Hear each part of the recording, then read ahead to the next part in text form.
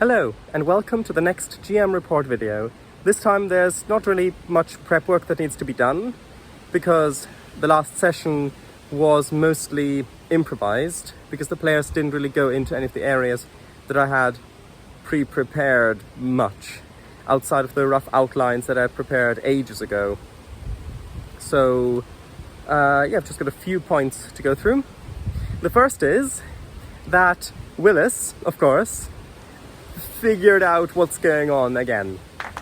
I'm really happy. So there are kind of two ways that you can look at this. Now, some GMs, mostly that I've kind of read about or heard about in videos, I'm not sure that I've actually met many of those myself, but some GMs, apparently, get really, bit windy, sorry. Some GMs apparently get really quite disappointed or frustrated when the players figure out their plan, which I don't get at all, because, I mean, the whole point of you making all of this is for the players to explore. The whole point of putting clues in is for the players to figure it out. And so I find it really very satisfying when the players have figured out what's going on or have a suspicion of what's going on, and then that can be reinforced as they discover it, because that makes the players feel satisfied as well. So I'm really happy about that. Jamie's idea of the color of the scales of the Dragonborn being the thing where the different dragons' colors, that's clever, and that could be the plot. In this instance, it just so happens that it isn't. But that's a clever idea nonetheless.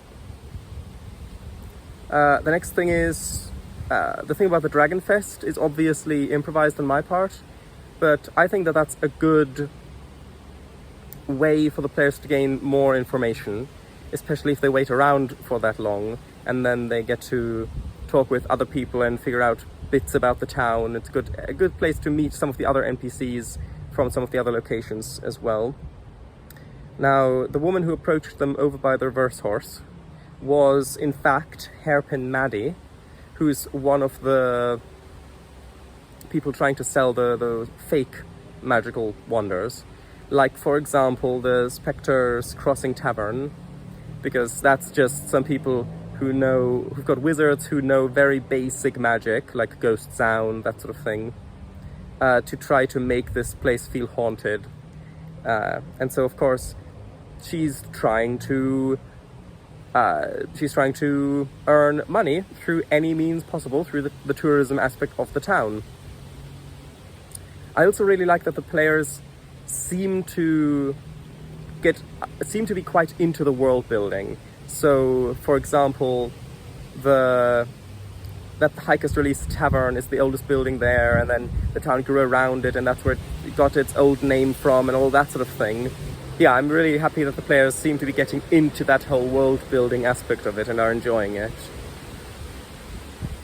I do need to do a little bit of prep for the Spectre's Crossing Tavern, like to figure out what their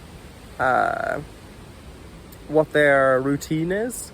Like I already said, ghost sound, then probably also illusion, like minor illusion or something like that. Like maybe they've got one wizard who came here to study these magical anomalies and thought, oh, actually maybe I could earn a bit of money with this, and then that's what happened. Oh, by the way, the NPCs from the town, like the different locations, I know that I already came up with several aspects of who they are way back when I did the world building for this. Now, I didn't write many, or in most cases any of those notes down, which means that I'm just going to improvise it for whatever is needed in the situation. Now, you could do it the other way. You could meticulously note down everything, but I prefer doing it this way. So, yeah. Next, oh yeah, the foods. I know Willis really enjoys all of the different fantasy foods and all that sort of stuff, which I really like. Another example of the players getting into the world building of it.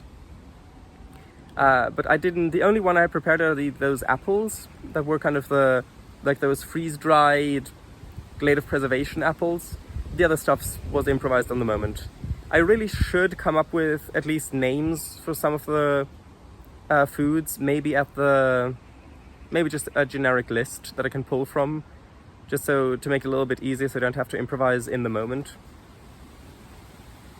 I know I already said that in one of the other prep videos, but I've just not done that yet, so yeah. Of course, the lizard folk on the horse, that was the messenger to give Skral Matan an update on notable events that happened in the capital, which of course, cars, flyover and all that sort of stuff, what happened in the magic shop will be in there. And the other one with the marble pillars, that was construction materials for the temple, of course. And Maklaw was mentioned again, and Maklaw might be an important NPC. We'll see if the players go that way. Another bit in regards to the Dragonfest is that I'm deliberately keeping the timeline of when people say the Green Matriarch disappeared a bit vague. Like originally, the bartender said that it's about a month and then a few months, and I'm deliberately keeping that a bit vague because I think that just feels a bit more realistic. Because those are accounts of people who haven't exactly been paying complete attention to this. Like if they go to maybe some sort of an archivist or some, like maybe an elder bard or something, he might be able to give an accurate record of when the last time someone told him they saw the Green Matriarch or anything like that. But maybe people have been lying as well. Maybe to keep the illusion that everything's under control, they could say, oh, a Green Matriarch was spotted there just a month ago. Maybe someone else says, no, that doesn't. I'm just deliberately keeping that a bit vague. The actual real number is probably a few months ago.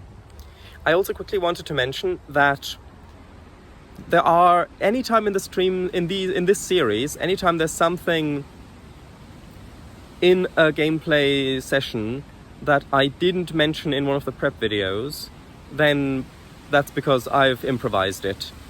And that does also lead to a small acknowledgement, which is when the bartender first said about the Dragonfest, I think I said that the Green Matriarch doesn't usually make an appearance. That was a mistake, because at that point I was still improvising it and piecing it together in my mind. And then I don't even think that I properly cognated that I said it that way, because a little bit later I said, yeah, usually the Green Matriarch does make an appearance, and they put the candles in the balloons to raise them up, to let them fly up to the Green Matriarch as she flies over, and that whole thing in honor and worship of the Green Matriarch, which of course makes a lot more sense. Also that the Green Matriarch's not showed up for the last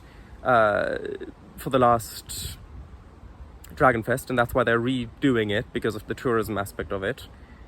And I mean, if this was earlier, like if this was when I first started GMing, or the first substantial section when I was GMing, I would have tried to make that make sense somehow, so that the like maybe he thought about lying to them because it isn't good for business if people expect the Green Matriarch to be there, and then she's not there because she wasn't there last time, but then that wouldn't make sense with...